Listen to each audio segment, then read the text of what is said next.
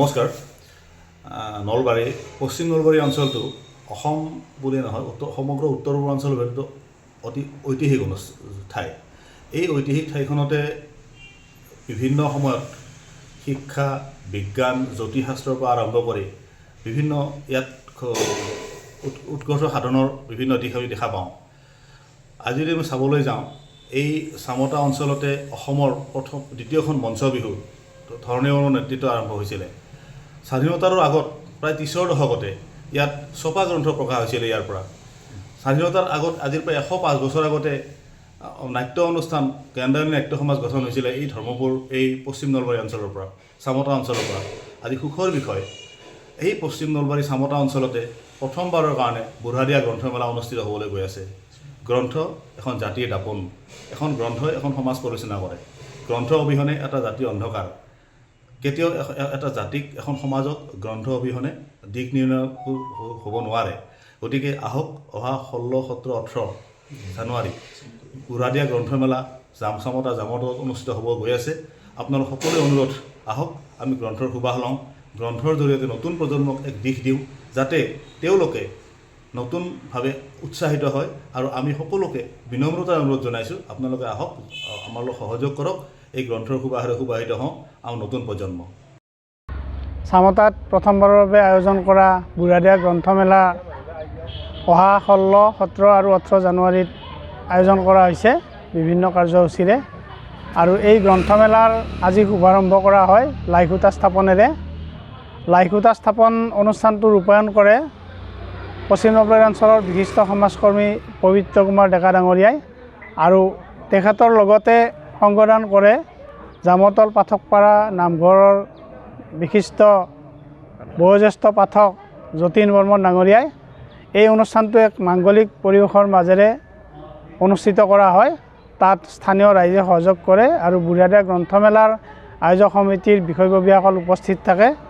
আমি পশ্চিম নলবাৰীৰ লগতে নলবাৰী জিলাৰ ৰাইজক বুঢ়াদিয়া গ্ৰন্থমেলা চামতা 2026ৰ সকলোবোৰ কাৰ্যসূচীতে সহযোগিতা আগবঢ়োৱাৰ বাবে আমি আহ্বান জনাইছোঁ।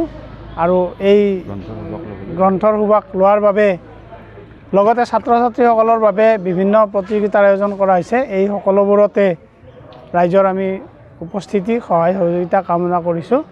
ধন্যবাদ।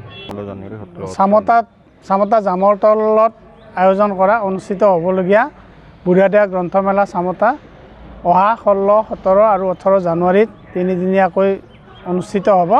তাত বিভিন্ন প্ৰকাশন গোষ্ঠীয়ে অংশগ্ৰহণ কৰিব। তাৰোপৰি ছাত্ৰ ছাত্ৰীৰ বাবে বিভিন্ন প্ৰতিযোগিতাৰ ব্যৱস্থা ৰখা হৈছে।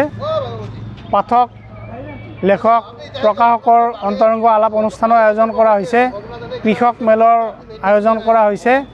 তাৰোপৰি কবিতা পাঠৰ অনুষ্ঠান, অন্তৰংগ আলাপ আৰু আদি অনুষ্ঠানৰ আয়োজন কৰা হৈছে। প্ৰদৰ্শনীৰো আয়োজন কৰা হৈছে। আৰু এই গ্ৰন্থমেলাৰ যিটো অনুষ্ঠান, এই অনুষ্ঠানটোৰ বাকৰিটোৰ নাম কৰা হৈছে পশ্চিম নলবাৰী অঞ্চলৰ এগৰাকী শিক্ষাবিদ আৰু অসম গৌৰৱ প্ৰাক্তন বিধায়ক, পশ্চিম নলবাৰী সমষ্টিৰ বিধায়ক গৌৰীকান্ত তালুকদাৰৰ নামেৰে গৌৰীকান্ত তালুকদাৰ ক্ষেত্ৰ নামেৰে নামকৰণ কৰা হৈছে। আৰু এই গৌৰীকান্ত তালুকদাৰ ক্ষেত্ৰত তিনিদিনীয়াকৈ যি গ্ৰন্থমেলা আয়োজন কৰা হৈছে, তাত আমি ৰাইজৰ সহযোগিতা কামনা কৰিছোঁ। সকলোৱে আহক, গ্ৰন্থৰ সুবাস লওক, গ্ৰন্থ ক্ৰয় কৰক আৰু গ্ৰন্থ সংস্কৃতিৰে নতুন প্ৰজন্মক উজ্জীৱিত কৰাৰ বাবে আপোনালোকে সকলোকে আহ্বান কৰক আৰু আহক ইয়ালৈ। ধন্যবাদ। আপোনালোক আটাইলৈকে নতুন বছৰৰ শুভেচ্ছা জ্ঞাপন কৰিছোঁ। অহা 16, 17, 18 জানুৱাৰী তাৰিখে বুঢ়াদিয়া গ্ৰন্থমেলা এই অঞ্চলৰ গ্ৰন্থপ্ৰেমী ৰাইজৰ সহযোগত ইয়াত অনুষ্ঠিত হ'ব। আৰু ইয়াৰ আগমুহূৰ্তত আমাৰ এই গ্ৰন্থমেলাখনৰ সফলভাৱে ৰূপায়ণ কৰাৰ ক্ষেত্ৰত আজি লাইখুটা স্থাপন হ'ল। এই লাইখুটা স্থাপন আমাৰ এই অঞ্চলৰ এজন বিশিষ্ট ব্যক্তি, আমাৰ সকলোৰে শ্ৰদ্ধাৰ সন্মানীয় যতীন্দ্ৰ বৰ্মন ডাঙৰীয়াই ইতিমধ্যে লাইখুটা স্থাপন কৰিছে। আমি আশাবাদী এই গ্ৰন্থমেলাখনে এই অঞ্চলৰ ৰাইজৰ শৈক্ষিক দিশত নিশ্চয় সহায়ক হ'ব। আমি সকলোৱে মিলি এই অনুষ্ঠানটো যাতে এটা সৰ্বাংগ সুন্দৰ ৰূপ দিব পাৰোঁ তাকেই কামনা কৰি মোৰ বক্তব্য সামৰিছোঁ।